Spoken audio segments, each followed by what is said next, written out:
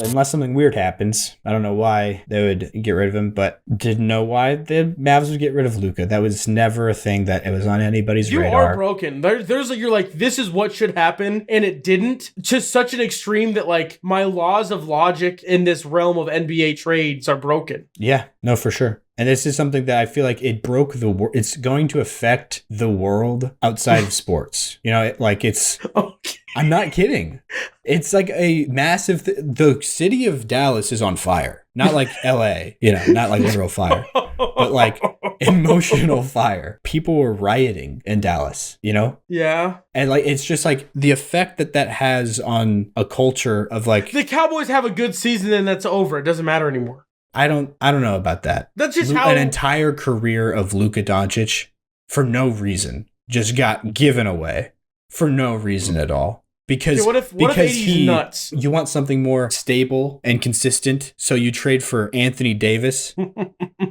Just the picture of health. Yeah. Anyways, we're just going to keep going in circles on this, but I will stand by that this trade is one that like literally the world became about that for the like next day or so after like everywhere. It was like people who don't watch sports are like, what? How did this happen? Did you see people comparing it to the JFK assassination in Dallas? No. We're like, it feels like JFK just got shot.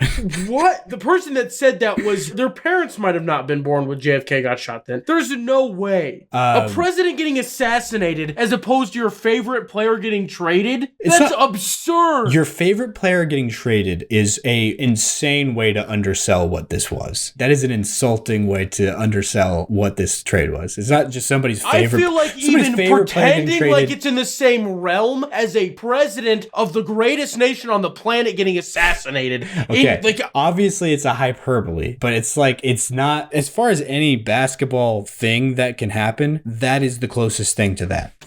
Sure. Especially because of where it happened, Dallas. It's like affects the same. I got something that's worse. What? Plane goes down, home team dies. Did that happen? No, but that's worse. It could happen in this hypothetical situation. Okay, well, when that happens, we'll bring this back up. Okay. But as of now, I just think that's insane. Okay, I brought that up as not a No. I'm just more thinking that because I don't think it was as big of a wide-reaching thing outside of sports as you seem to think it was. Really? Yeah.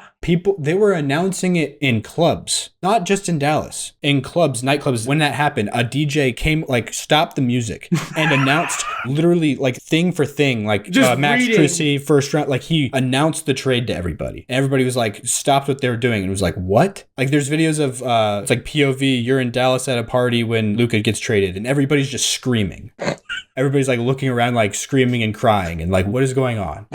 That's the level this is at, I feel like. That's fair, I guess. There's going to be a lot, in the thousands probably, of people that were Mavericks fans that will no longer be Mavericks fans. I believe that for sure. Yeah. I mean, they were giving refunds to season ticket holders. Oh, boy. Did you see that? No, I did not see that. That's crazy. It had such a large amount of season ticket holders saying they want a refund that they are starting to give out. I don't know if it's full refunds, but they're doing some sort of refunds for... Whether it's prorated to what they've used so far, they're just giving... Yeah, that's crazy.